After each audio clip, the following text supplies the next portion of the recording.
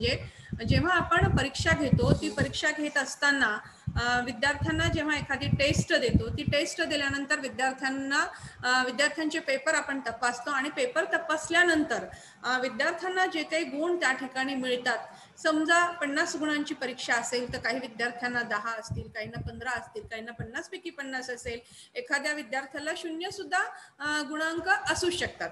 म्हणजे अशा पद्धतीनं विद्यार्थ्यांना मिळालेले जे काही सगळे गुण आहेत, या गुणांना संख्याशास्त्रामध्ये प्राप्तांक असे म्हणतात. हे समजून घ्या, नीट लक्षात घ्या की विद्यार्थ्यांना परीक्षेमध्ये मिळालेले जे काही गुण असतात, त्या गुणांना आपण काय म्हणत असतो? प्राप्तांक असं म्हणत असतो.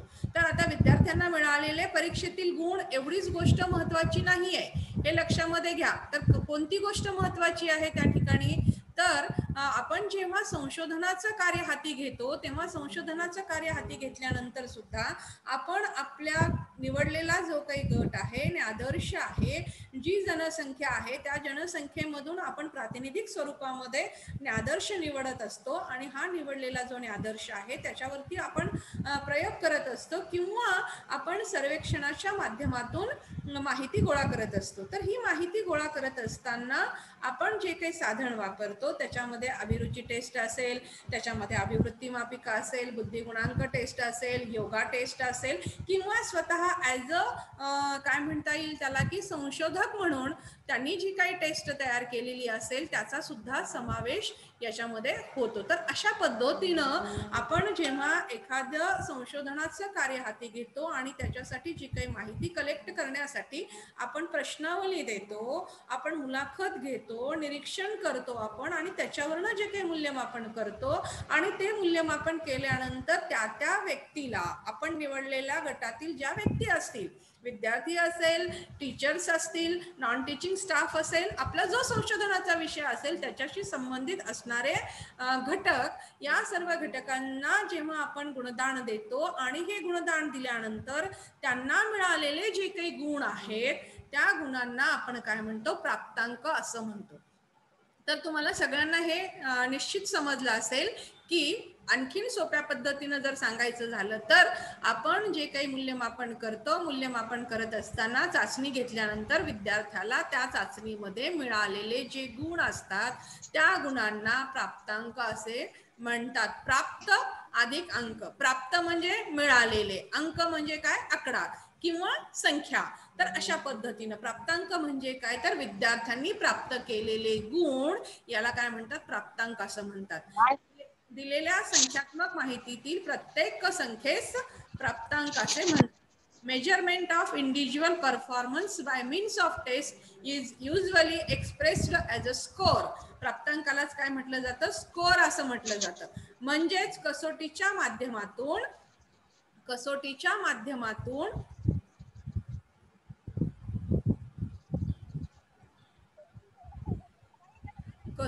माध्यमातून वैयक्तिक स्वरूपात किंवा आकड्यांच्या स्वरूपात केलेले मापन म्हणजे प्राप्तांक होय. तर अशा पद्धतीनं हे आपण प्राप्तांक म्हणजे काय आता बघितलेलं आहे. याच्यानंतर आपण बघूया प्राप्तांकाची श्रेणी. आता हे जे प्राप्तांक आहेत, याच प्राप्तांकाला कच्चे गुणांक असं सुद्धा म्हटलं जातं. पुढे जेव्हा आपण स्टॅटिस्टिक मध्ये पुढे शिकणार आहोत, ते शिकत असताना त्याच्यामध्ये तुम्हाला कच्चे गुणांक असा सुद्धा शब्द त्या ठिकाणी येईल. प्राप्तांकाला गुणांक असं सुद्धा म्हटलं जातं. ह्या महत्वाच्या काही गोष्टी आहेत, तुम्ही तुमच्या वहीमध्ये मी सांगत असताना नमूद करून घ्यायच्या आहेत, लिहून घ्यायच्या आहेत. पहिलं मी काय सांगितलं तुम्हाला? प्राप्तांकालाच गुणांक असं सुद्धा म्हटलं जातं आणि या गुणांकाला सुद्धा काय म्हटलं जातं? परत कच्चे गुणांक असं सुद्धा म्हटलं जातं. तर का याला कच्चे गुणांक म्हटलं जातं? याचं काय कारण असेल तर लक्षात घ्या की याच्यावरती कुठल्याही प्रकारची संख्याशास्त्रीय प्रक्रिया केलेली नसते, म्हणून या गुणांकाला कच्चे गुणांक असं म्हटलं जातं. हे नीट समजून घ्या. कच्चे गुणांक का म्हटलं जातं? तर यावरती कुठल्याही प्रकारची संख्याशास्त्रीय प्रक्रिया केलेली नसते. आता संख्याशास्त्रीय प्रक्रिया केलेली नसते म्हणजे काय? तर समजून घ्या की फक्त आपल्याकडे गुणांक आहेत, आपण गुणांक एकत्रित केलेले आहेत. कलेक्ट केलेले आहेत, गुणदान आपण दिलेलं आहे फक्त, परंतु त्याच्यावरनं आपण त्याची सरासरी काढलेली नाही, त्याचं शततमक काढलेलं नाही, त्याचं शततमक क्रम काढलेलं नाही, त्या गुणांकाचं रूपांतर आपण प्रमाणित गुणांकामध्ये केलेलं नाही, की जेणेकरून त्या गुणांकावरनं निश्चित असा अर्थबोध त्या ठिकाणी प्राप्त होईल. म्हणजे कोणता विद्यार्थी वर्गामध्ये फर्स्ट आहे, आपल्या वर्गाची आपण शिकवत असलेल्या विषयाची सरासरी किती आहे हे आपण काहीही त्या ठिकाणी काढलेलं नाही. फक्त आपण काय केलेलं आहे, पेपर तपासलेला आहे, विद्यार्थ्यांना गुण दिलेले आहेत, म्हणून या गुणांना काय म्हणतात, कच्चे गुणांक असं म्हटलं जातं. कुणाला काही शंका आहे का याच्यामध्ये? समजलं का मी जे काय सांगते ते?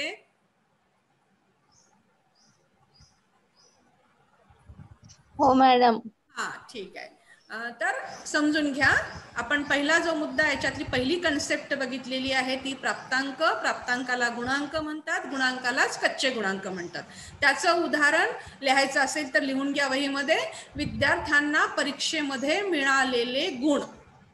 विद्यार्थ्यांना परीक्षेमध्ये मिळालेले गुण म्हणजे काय, प्राप्तांक.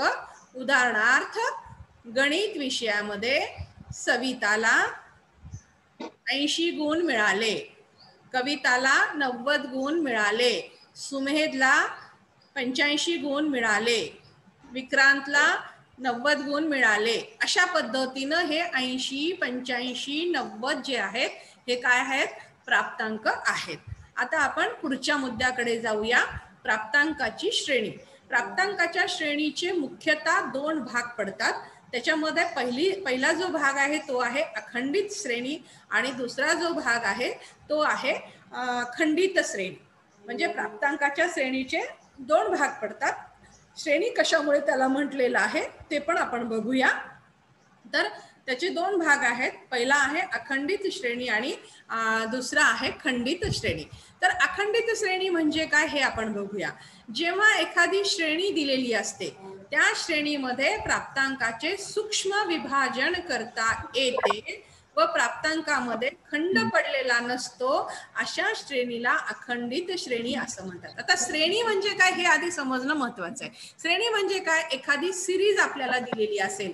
कसं दिलेलं असेल, आपल्याला 1 2 3 4 5 6 7 8 9 10 अशी आपल्याला संख्या दिलेली असेल, किंवा व्यक्तींची नावं आपल्याला दिलेली असेल, एखादा गट आपल्याला दिलेला असेल आणि त्या गटामध्ये उदाहरणादाखल समजा आपण एखाद्या विषयाची परीक्षा घेतली, 50 गुणांची आपण परीक्षा घेतली. असेसमेंट फॉर लर्निंग हा जो आपला पेपर आहे, या पेपरची आपण टेस्ट घेतली, 50 गुणांची टेस्ट घेतली. आता तुम्हाला मिळालेले जे काही गुण आहेत ते गुण जेव्हा आपण एकानंतर एक सपोज समजा आपल्यामध्ये हायेस्ट जो कोणी विद्यार्थी आहे त्या विद्यार्थ्याचे गुण आपण सुरुवातीला लिहिले, त्याच्यानंतर दुसऱ्या विद्यार्थ्याचे, त्याच्यानंतर तिसऱ्या विद्यार्थ्याचे, त्याच्यानंतर चौथ्या विद्यार्थ्याचे, अशा पद्धतीनं जेव्हा आपण एकानंतर एक बरोबर हायेस्ट पासून ते लोवेस्ट पर्यंत आपण ते लिहून काढले, तर ती काय झाली, एक श्रेणी झाली. आलं का लक्षामध्ये? श्रेणी कशाला म्हणायचं, एखाद्या परीक्षेमध्ये विद्यार्थ्यांना मिळालेले, सर्व विद्यार्थ्यांना मिळालेले गुण क्रमाने व्यवस्थित पद्धतीनं मांडणं, त्याला आपण काय म्हणतो, श्रेणी असं म्हणतो. तर ह्या श्रेणीचे 2 प्रकार आहेत. आता ते कसे आहेत, तर एक अखंडित आहे आणि एक खंडित आहे. तर अखंडित श्रेणी कशाला म्हणायचे, की ज्या श्रेणीमध्ये कुठल्याही प्रकारचा खंड पडलेला नसतो त्या श्रेणीला आपण अखंडित श्रेणी म्हणतो. आणि ज्या याच्यामध्ये आपल्याला असं दिसून येतं की खंड पडलेला दिसून येतो त्याला आपण काय म्हणतो, खंडित श्रेणी म्हणतो. तर आता लक्षामध्ये घ्या की अखंडित श्रेणी जी आहे याच्यामध्ये कशा पद्धतीनं सूक्ष्म विभाजन होतं, की जसं आता आपण वय आहे, आपलं वय जे आहे ते वय कसं वाढत जातं. आपण आज समजा 10 वर्षाचे आहोत, किंवा आज आपण 20 वर्षाचे आहोत, आज आपण 30 वर्षाचे आहोत, तर उद्या आपलं वय कसं वाढणार आहे. उद्या जर आपण पाहिलं, आता आज आपण जर आपलं वय सकाळी पाहिलं 30 वर्ष आहे, आजचा दिवसभर आपण 30च वर्ष म्हणतो, आणि उद्या गेल्यानंतर आपण काय म्हणतो, तर 30 वर्ष 1 दिवस. समजा दुपारी सांगायचं असेल तर आपण काय म्हणणार, 30 वर्ष 12 तास, 30 वर्ष 12 तास 10 मिनिटं, 12 तास 3 सेकंद वगैरे वगैरे. म्हणजे अशा पद्धतीनं एखाद्या श्रेणीचे आपण सूक्ष्म भाग करू शकतो. समजा आपण जर असं म्हटलं की 11 ते 12 ही संख्या आपण जर घेतली 11 ते 12, तर 11 ते 12 याच्यामध्ये काय आहे 11.00000001 वगैरे 11.00002, मग त्याच्यानंतर अजून अलीकडं, त्याच्यानंतर अजून अलीकडं, त्याच्यानंतर अजून अलीकडं, मग 11.1 असं करत करत 11.2, 11.3, 11.4, 11.5, 11.6, 11.9 आणि मग 12. म्हणजे या ठिकाणी 11 ते 12 याच्यामध्ये आपल्याला काय दिसून येतं, सूक्ष्म पद्धतीनं या ठिकाणी आपण त्याचं विभाजन करू शकतो. आणि जिथे आपण सूक्ष्म पद्धतीनं विभाजन करू शकत नाही, म्हणजे कसं, आता आज आपल्या वर्गामध्ये किती विद्यार्थी आहेत, 48 विद्यार्थी आहेत, पण असं म्हणू शकतो का आपण 48.5 विद्यार्थी आहेत, नाही म्हणू शकत. 47.95 विद्यार्थी आहेत असं म्हणू शकतो का, नाही म्हणू शकत. कारण इथं कसं वाढत आहे, विद्यार्थ्याची संख्या कशी आहे, ही पूर्णांकामध्ये आहे. या ठिकाणी मात्र आपण काय करू शकतो, आपण त्याला अपूर्णांकामध्ये सुद्धा घेऊ शकतो. इथं खाली मी तुम्हाला उदाहरण दिलेलं आहे बघा, वय, वजन, उंची, लांबी, वेळ या संबंधित असणाऱ्या श्रेणी. वय मध्ये वर्ष, महिने, आठवडा, दिवस, सात, मिनिट, सेकंद, अजून जे काही सूक्ष्म भाग त्याचे करता येतील त्यापर्यंत आपण भाग करू शकतो. तर अशा पद्धतीने याला आपण काय म्हणतो, अखंडित श्रेणी असं म्हणतो. तुम्हाला सगळ्यांना निश्चित समजलं असेल. पुढे जाऊया आपण, खंडित श्रेणी बघूया. आता खंडित श्रेणीमध्ये बघा, ज्या प्राप्तांकाचे सूक्ष्म विभाजन करता येत नाही त्या प्राप्तांकाला आपण काय म्हटलेलं आहे, तर आपण त्या प्राप्तांकामध्ये खंड पडलेला असतो अशा श्रेणीला आपण काय म्हणतो. इथे थोडंसं मिस्टेक आहे या ठिकाणी, थोडं बघून घ्या तुम्ही. खंडित श्रेणी असं आपण त्याला म्हणतो. उदाहरणार्थ, विद्यार्थ्यांची संख्या किंवा व्यक्तीच्या पगारातील वाढ, घरांची संख्या इत्यादी जे काही गोष्टी आहेत त्याला आपण काय म्हणतो, तर त्याला आपण खंडित श्रेणी असं म्हणतो. आता विद्यार्थ्याची संख्या हे उदाहरण तुम्हाला या ठिकाणी मी दिलेलं आहे की आपल्या वर्गामध्ये असणारे विद्यार्थी 48 पूर्णांकामध्येच आपण सांगणार. व्यक्तीच्या पगारातील वाढ, आता व्यक्तीच्या पगारामध्ये जी काही वाढ होते ती वाढ कशी होते, 3% वाढ होते. तुम्हाला माहित असेल की प्रत्येकच्या पगारामध्ये आता सध्या या वेतन आयोगामध्ये किती टक्क्यांनी वाढ होते, 6व्या वेतन आयोगामध्ये किती टक्क्यांनी वाढ होत होती, दरवर्षीच्या जुलै महिन्यामध्ये पगारामध्ये 3% वाढ होते. म्हणजे अशा पद्धतीनं जी काही होणारी वाढ आहे ती वाढ आपल्याला या ठिकाणी सांगता येईल. म्हणजे ती कशामध्ये वाढ होते, पूर्णांकामध्ये होते. जरी कॅल्क्युलेशन केलं आणि उत्तर जरी अपूर्णांकामध्ये आलेलं असेल, जसं 1114.5 असं आलेलं असेल, तर नियम हा सांगितलेला आहे की हे काय केलं पाहिजे, पूर्णांकामध्ये घेतलं पाहिजे. म्हणजे 1410.5 आलेला असेल तर 1420 त्या ठिकाणी घेतलं पाहिजे. अशा पद्धतीनं ते नियम सांगितलेले आहेत. म्हणजे जी काही वाढ होते ती वाढ कशी होते, पूर्णांकामध्ये होते. घरांची संख्या 4.5 घरं आहेत इथं असं आपण म्हणतो का, नाही म्हणत. इथं किती घरं आहेत, 10 घरं आहेत, 4 घरं आहेत, 15 घरं आहेत, 20 घरं आहेत.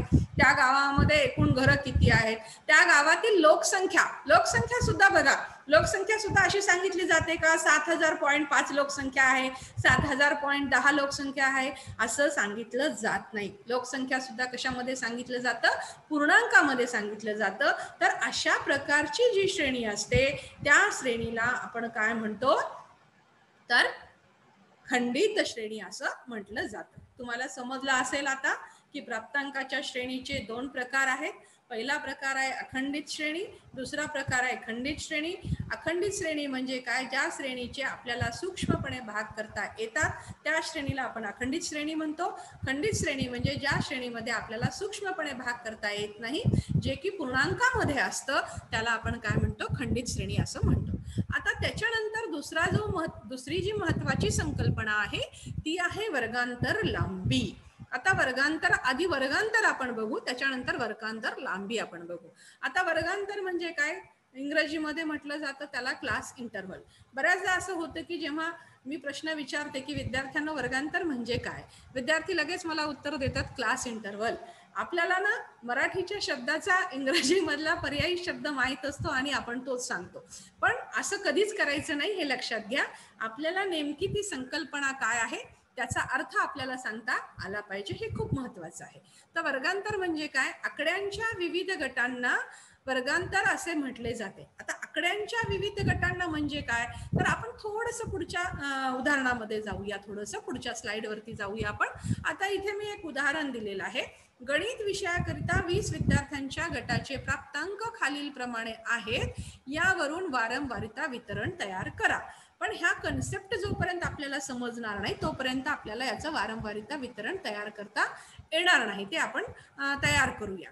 तर आता याच्यामध्ये आपल्याला काय करायचं आहे, तर याच्यामध्ये आपण शोधायचं आहे की कमीत कमी प्राप्तांक किती आहे, कमीत कमी गुण किती आहेत.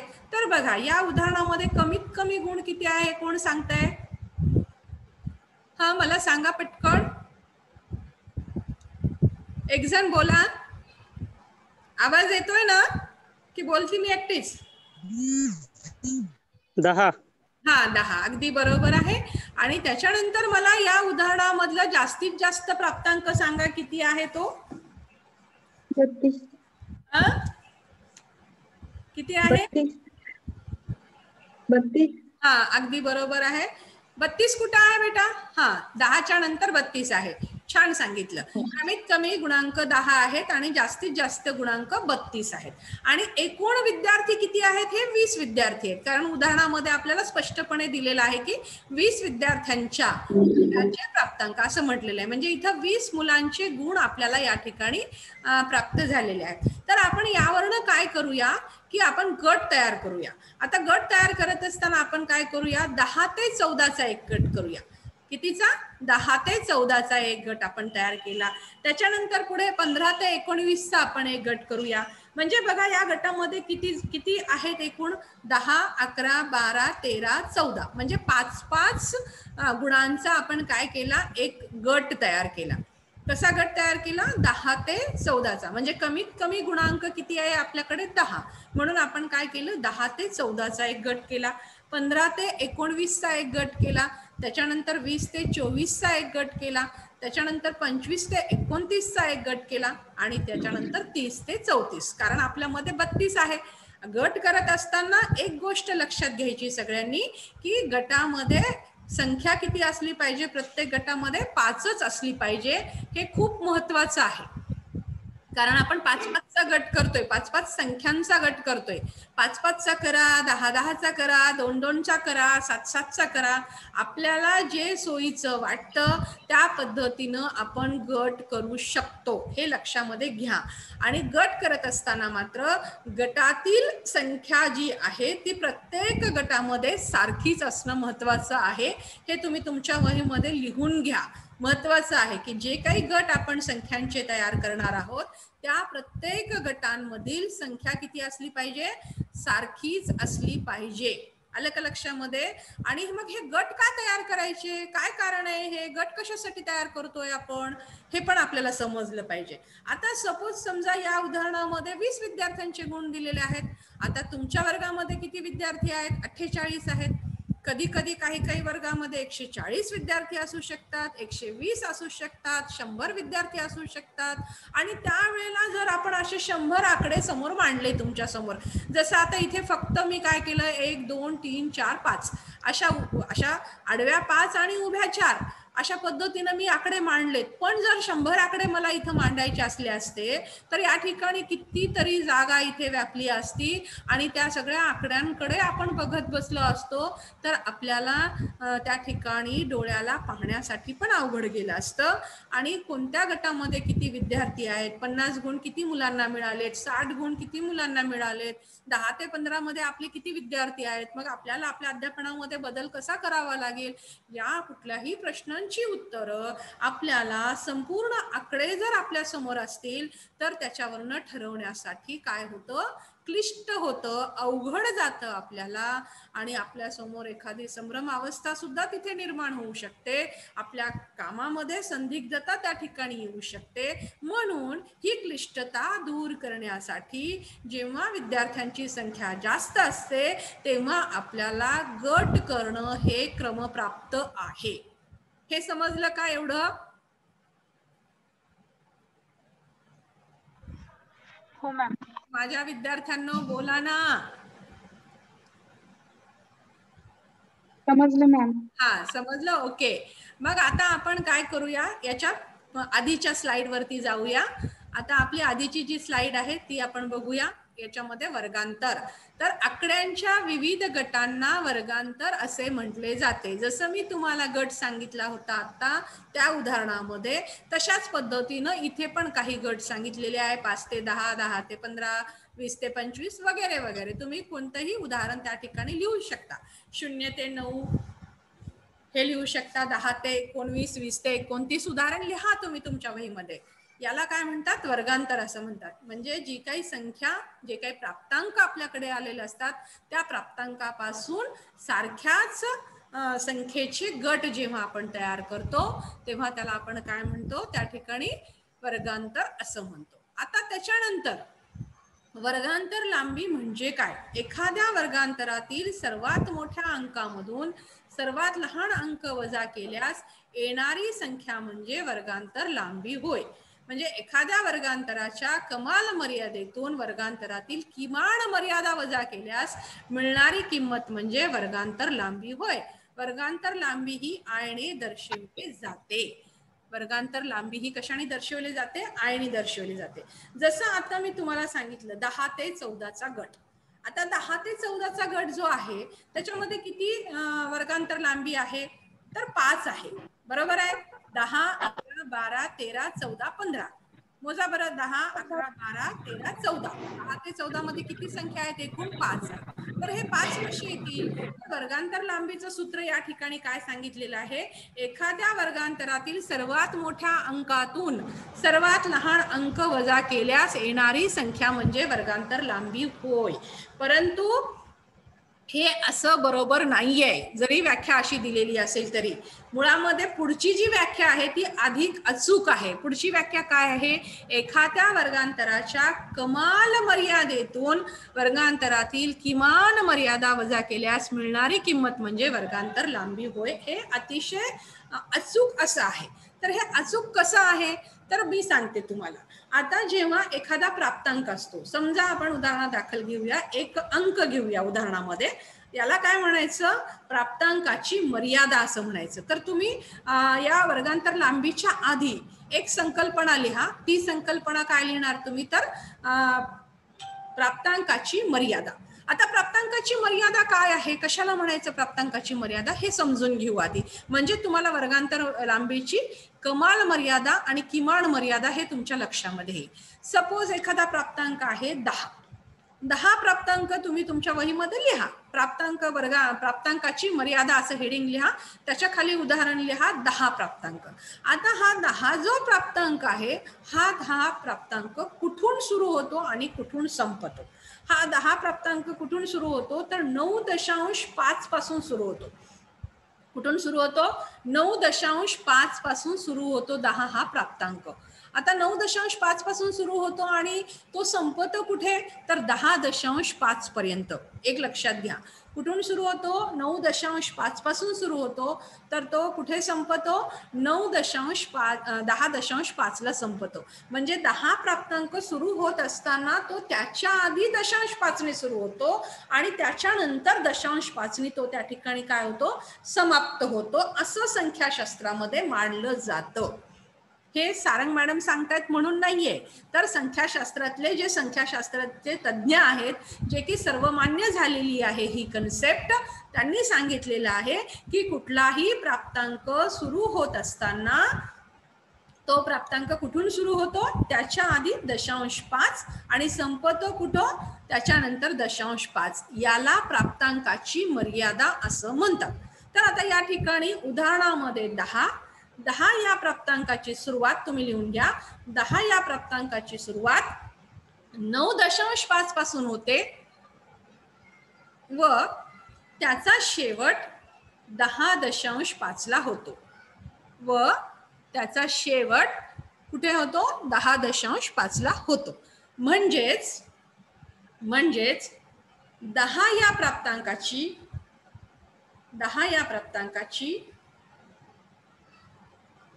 किमान मर्यादा ही 9.5 आहे आणि कमाल मर्यादा 10.5 आहे. 9.5 आहे आणि 10.5 आहे. आता हे झालं एका विशिष्ट अशा प्राप्तांकाच्या बाबतीमध्ये. आता जर समजा सपोज आपण अजून एखादं उदाहरण याच्यातलं घेतलं. 25 हा प्राप्तांक आहे, तर 25 ची किमान मर्यादा 24.5 आणि 25 ची कमाल मर्यादा 25.5. आलं लक्षामध्ये? समजलं का? हो मॅम. हो मॅडम. हा, आता आपण हे सिंगल प्राप्तांकाच्या बाबतीमध्ये विचार केला. आता आपल्याला कशाच्या बाबतीत विचार करायचे? गटाच्या बाबतीमध्ये विचार करायचे. तर आता आपण गट कोणता घेतला? उदाहरणादाखल 10 ते 14 हा गट घेतला. म्हणजे आता 10 या प्राप्तांकाची म्हणजेच 10 ते 14 या गटाची किमान मर्यादा किती होईल? कोण सांगेल?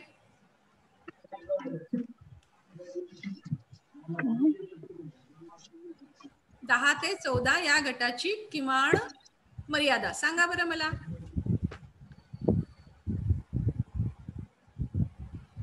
बोला. 9.5. 9.5. करेक्ट 9.5. तर तुम्ही लिहायचं 10 ते 14 या गटाची किमान मर्यादा 9.5. आता मला सांगा की 10 ते 14 या गटाची कमाल मर्यादा किती आहे?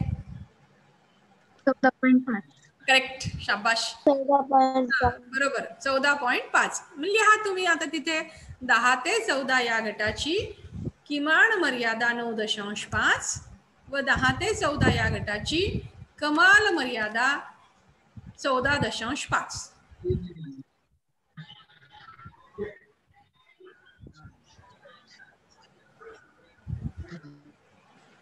लिहिलं?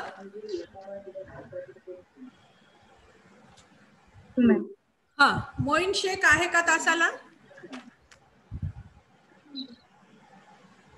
हॅलो हॅलो, कोण आहे तासाला? मोईन शेख प्रेझेंट आहे?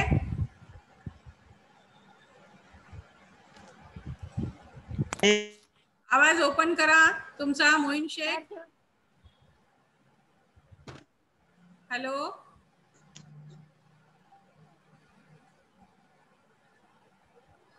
मॅडम मोईनचा आवाज होते कदाचित पटकन बोला. कोण बोलतोय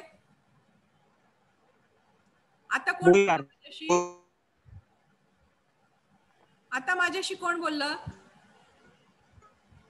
लवकर लवकर, आपल्याला वेळ कमी आहे. हा,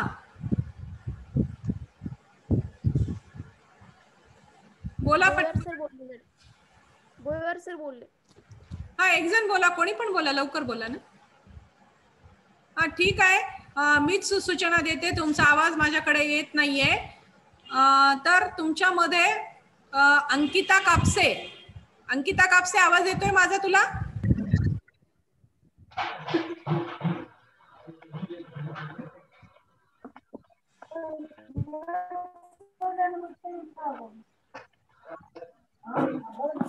बोईवार माझा आवाज येतोय का तुम्हाला?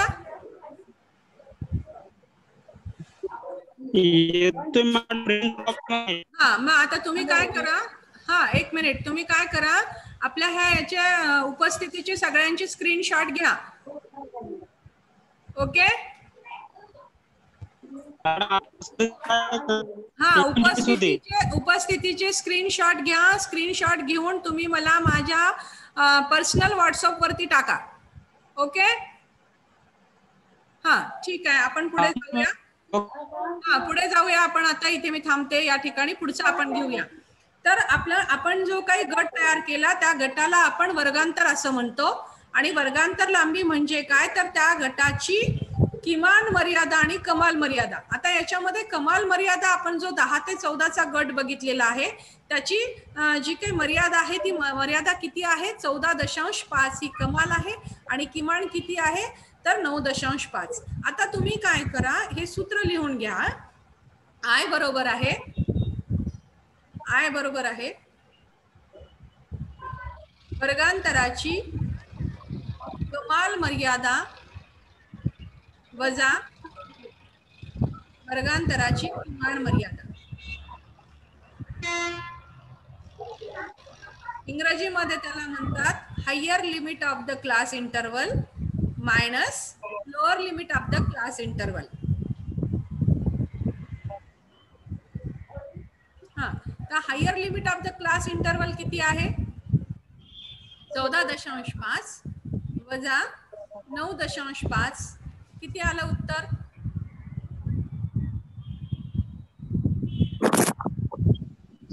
5.0. झालं. उत्तर किती येतं? 5.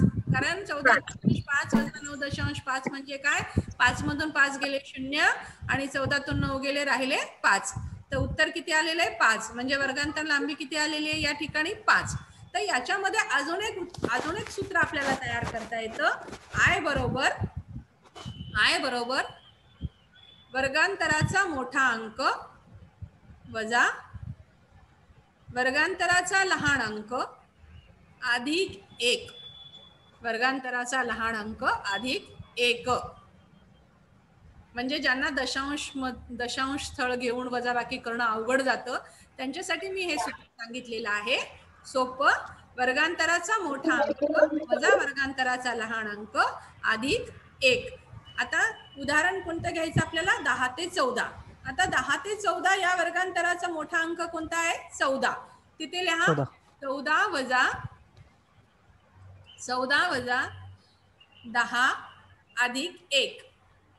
आता 14 मधनं 10 काढा, किती येतात? 4 मॅडम. 4 अधिक 1 किती झाले?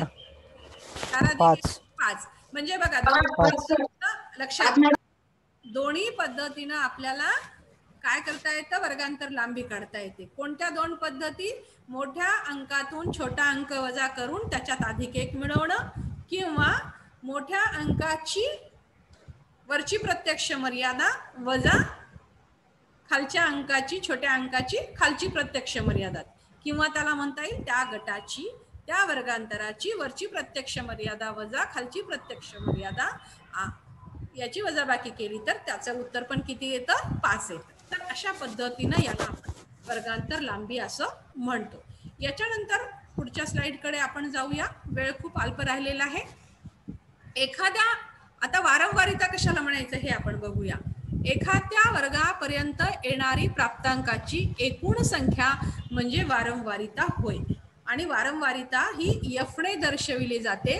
वारंवारिता म्हणजे इंग्रजीमध्ये त्याला फ्रिक्वेन्सी असं म्हटलं जातं. म्हणजे त्या वर्गांतरामध्ये येणारी प्राप्तांकाची एकूण संख्या. जसं आता आपण इथे हे उदाहरण पाहिलेलं आहे. या उदाहरणामध्ये आपण 10 ते 14चा गट केलेला आहे. तर 10 ते 14 मध्ये कोण कोण येतं हे आपल्याला या ठिकाणी शोधायचं आहे. आता बघा 10 ते 14 मध्ये कोण येतं? हा 10 येतो. दिसतंय सगळ्यांना या ठिकाणी पीपीटी मध्ये? बघा पटापट. हे पहा, हा 1 आलं 10 ते 14 मध्ये. 12 एक संख्या आली, त्याच्यानंतर परत 14 एक संख्या आली, त्याच्यानंतर 12 एक संख्या आली. म्हणजे बघा या उदाहरणामध्ये 10 ते 14 मध्ये किती अंक आलेले आहेत? 10, 12, 14 आणि 12. म्हणजे एकूण किती आले? 4 आलेले. एकूण किती आले? 4 आलेले आहेत. 12, 14 आणि 12. म्हणजे 10 ते 14 या गटामध्ये एकूण किती आलेले आहेत? 10 ते 14 मध्ये तर 4 आलेले आहेत. त्याची फ्रिक्वेन्सी किती झालेली आहे? 4. आलं का लक्षामध्ये आता? तर अशाच पद्धतीनं आता तुम्ही घरी काय करा, हे तुम्ही याचं हे केलेलं असेल, स्क्रीनशॉट घेतलेला असेल तुमच्या याच्यामध्ये. तुम्ही आता स्वतः काय करा, पुढचे गट 15 ते 19, 20 ते 24, 25 ते 29 आणि 30 ते 34 हे गट लिहा आणि या गटामध्ये याच्यातले कोणते कोणते अंक येतात ते बघा. आता याच्यातलं शेवटचं एक मी सांगते इथलं. यण म्हणजे एकूण प्राप्तांकाची संख्या किंवा एकूण संख्या होय. आता एकूण प्राप्तांकाची संख्या म्हणजे काय?